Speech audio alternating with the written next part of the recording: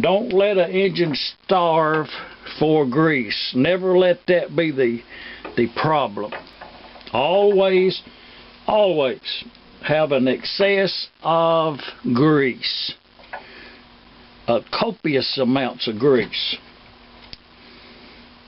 Bordering on way too much grease.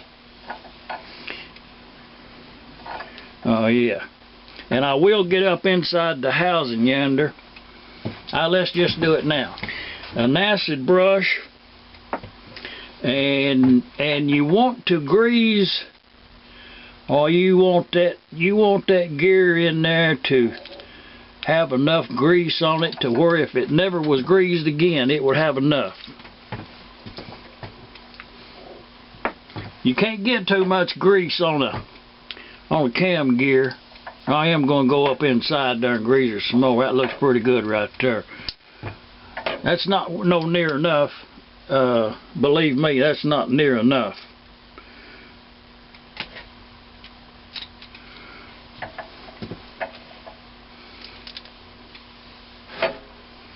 And we'll add some more later.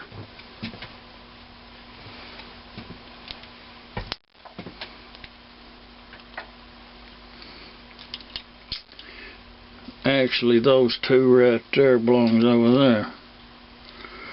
It is good policy to keep these lined up. And the way I do it, and I have found out it to work very well, is you put your shims on here and only do one side at a time. Leave this side over here free. Let's put a little grease over there. Let's just put a little grease right here. Okay.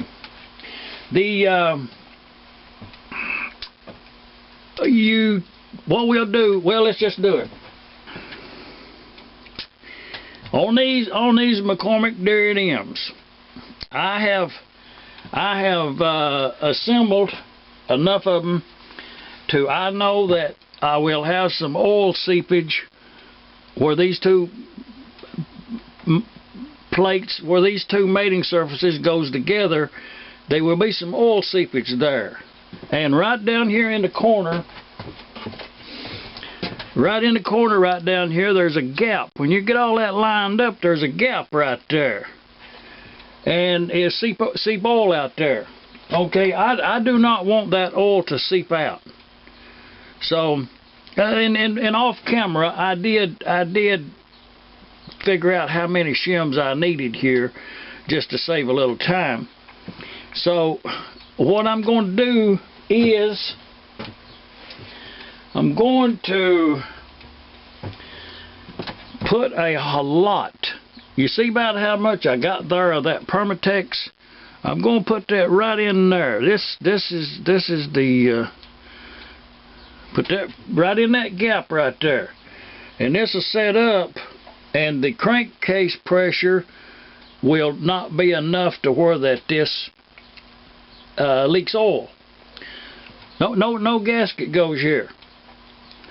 And also on that case goes all the way around right there.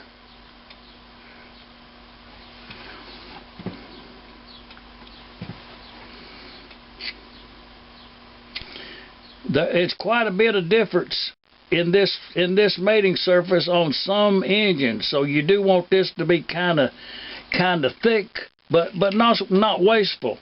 Don't be wasting this Permatex. Okay, that's I think that'd be enough. It's so simple to stop a oil leak. And then now let's fit that on there. I put that grease up in there. Got that up on there. That's no paint here, no paint on none of the mating surfaces, and you put that right up in there like that. And those are, make sure that those shims are not touching the crankshaft. We'll find some lock washers, but I'm going to assemble this dead tight at this point and make sure that the shims are correct.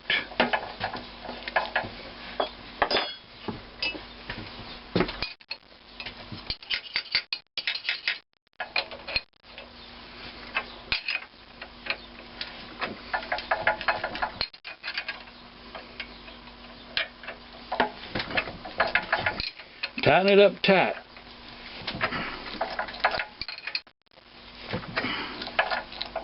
Very good. Very good. Very good. Okay. Yes. And the amount of shims, and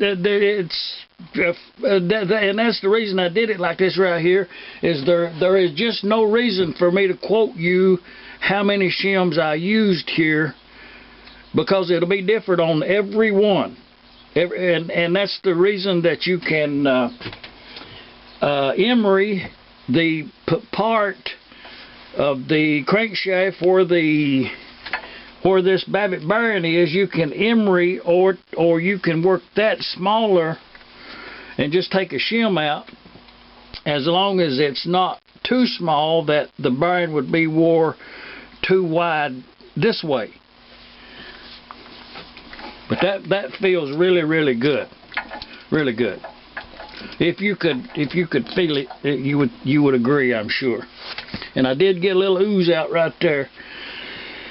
And like I say, I'm going to fit the other side, and then I will put 4 lock washers here.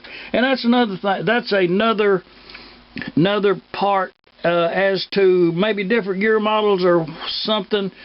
I don't think all of them came from the factory with a lock washer here. The way that evened up right there, I may not put a lock washer there on second thought, because that looks pretty good. And I don't like lock washers no way. So, but let's proceed to the